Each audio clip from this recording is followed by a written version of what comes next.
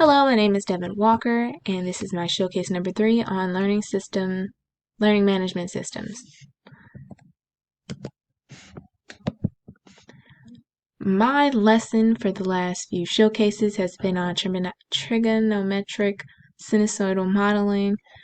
It is mathematics, mostly high school. It's also very good for many college courses, but here is the link to the lesson, which is mostly a project.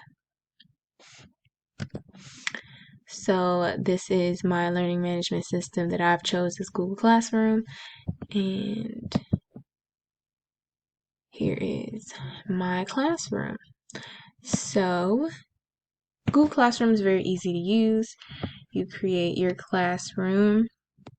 I'm not going to create the classroom right now because it's here, but this is the stream, which is where a student would see all of the announcements, all of the things that anyone posted, the teacher or any students, in order, anything they posted or edited, and where that they could also post if the teachers allows for them to do so. Here is the classwork. There's also the topics, because there can be more than one topic. Here are the module that we're going to be talking about. Here is the people, and then grades. So let's talk about the classwork. Oh, first I want to talk about the stream. So the stream is only important because it briefly talks about the reason that we made the particular module that I created. It's just helping students with the up and coming final, with reviewing or remediation in any sort of way that they need help with.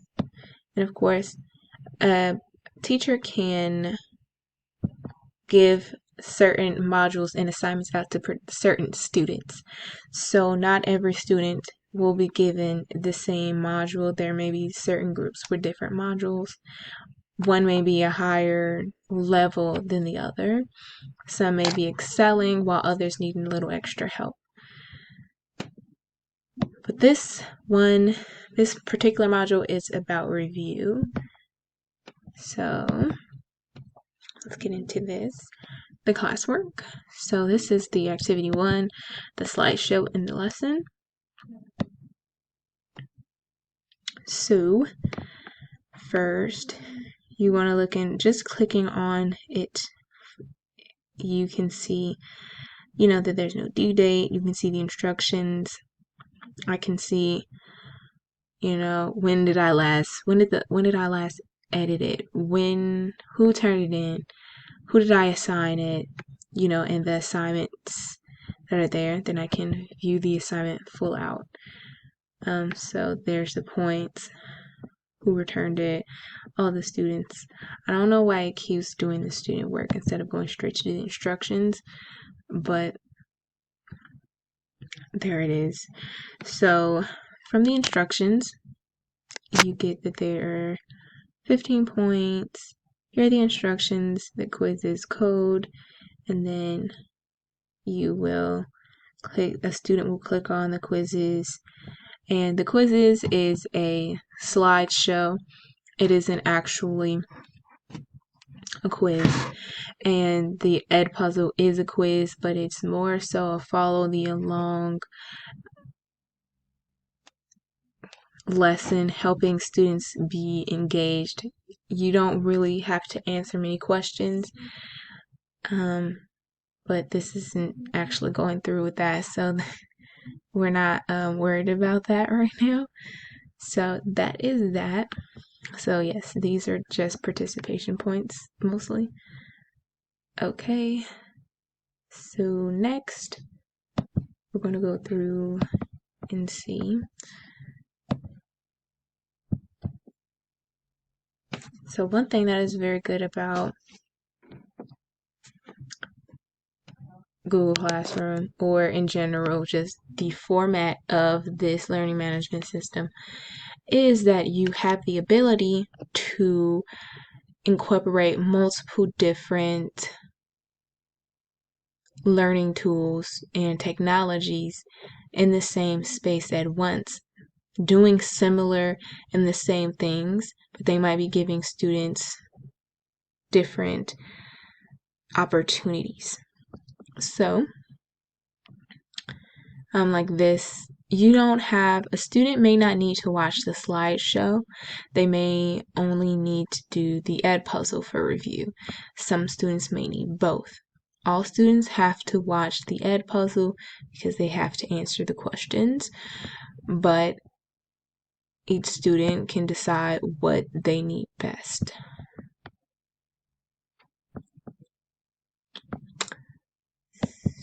Okay, so there are the practice problems. So in all reality, these problems would be math. I'm going to view it. You would get, there are the textbook. I have some PDFs, and then I would also incorporate a few quizzes or ed puzzle assignments along with that. Some students are better hearing or watching, and some like to look. Regardless, they will be getting a grade, choosing a few worksheets or whatever is assigned, allowing students to be able to learn at their own pace. So then there's the quiz. This quiz is it's an actual quiz on quizzes. One thing good about quizzes is you can use other people's quizzes. One thing I do not like about that is that they are timed. That may be good for some people, but not for others. If you create your own quiz, you don't have a problem with that. You can adjust that how you see fit, but you don't have, you can't adjust another person's quizzes, as far as I'm concerned at this moment. So, once again, class comments, a student, I could put a comment as a teacher, and other students could add comments and things like that. They can add each other, so they could talk about questions that they had and discuss those with me as well. They could help each other as well as helping themselves, and they might not even need me as a teacher. So I'm going to create an assignment. So I'm going to create an assignment. Okay, let's create a material. Is this a resource? It's a goal sheet that I found. So I'm not going to add any descriptions just because this isn't really doing much of anything. It's just a brief tutorial. So here you create your topic, or have no topic. This is the topic that I'll be adding this to. Right here, you would put this either to select a few students or all students. I'm putting all students. And then I'll be adding this. It is a link. No, it's a file. I'm sorry.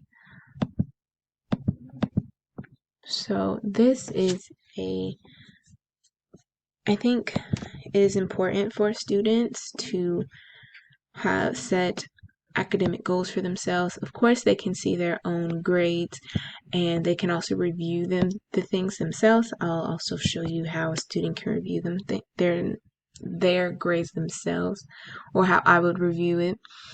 So this is a goal sheet.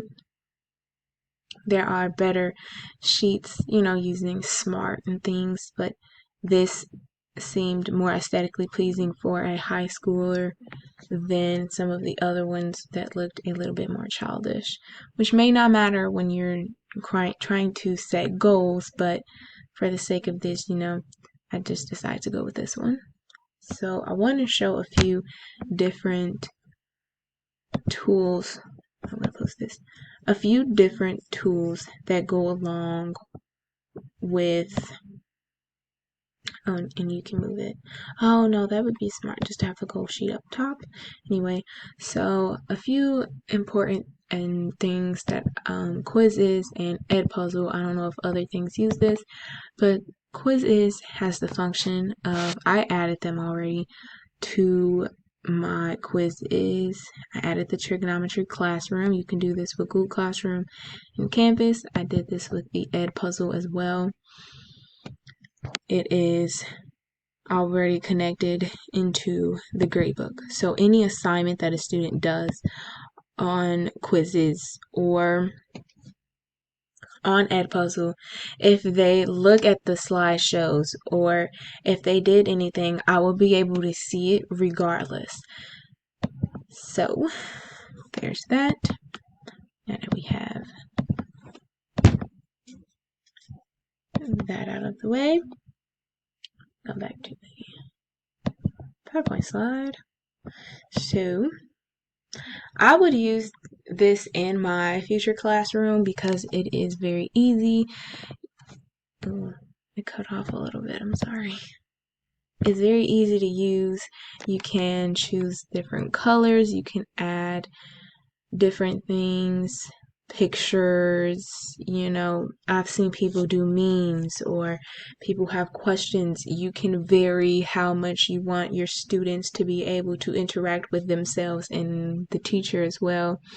You can have it so students can't post or that they can't talk to each other, or allow them to be able to talk freely with each other always.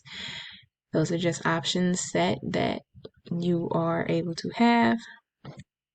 I also think it's very important because you can set the level of freedom, or for the age of it, you can set the age up because of the language that you choose to use, because of the grade that you are teaching or the lesson that you are teaching.